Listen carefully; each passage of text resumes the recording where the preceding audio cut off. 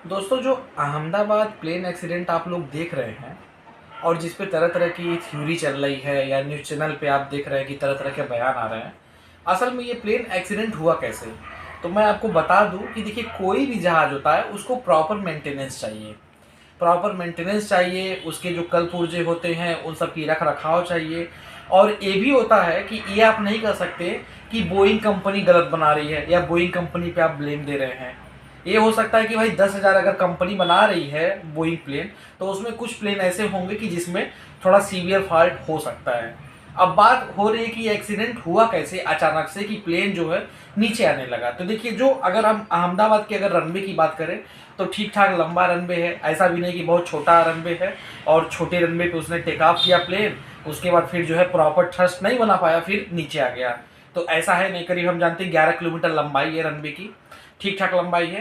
Plane के साथ actual में ये हुआ कि प्लेन जब बहुत तेज गति से चलते हुए जैसे ही उसके बाद वो फ्लाई किया, फ्लाई में जाने के बाद ही अचानक से उसके दोनों इंजन जो है शट डाउन कर गए। शट डाउन का मतलब यहाँ पे क्या है कि इंजन फेलियर से है।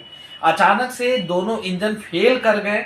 उसके बाद जब दोनों इंजन जब फेल कर गए तो जिस ऊंचाई पे प्लेन फ्लो कर रहा था, यानी कि अचानक से दौड़ते हुए अभी वो हाइट बना रहा था, मेंटेन कर रहा था, अचानक से वो जीरो हो गया। तो उस कंडीशन में क्या हुआ कि फिर प्लेन डायरेक्ट नीचे आ गया, यानी अपने आप को फिर वो बचा नहीं पाया, डायरेक्ट नीचे आ गया।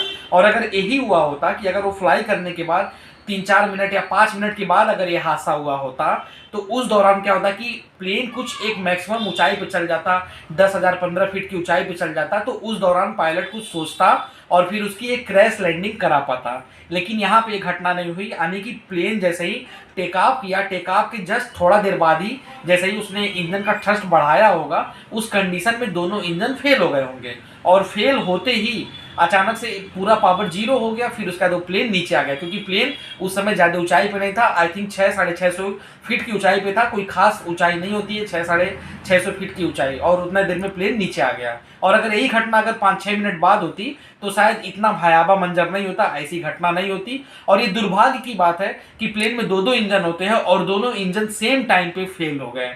बाकी आप सबकी क्या राय है, कमेंट बॉक्स में बताइए। आप सभी का स्वागत है।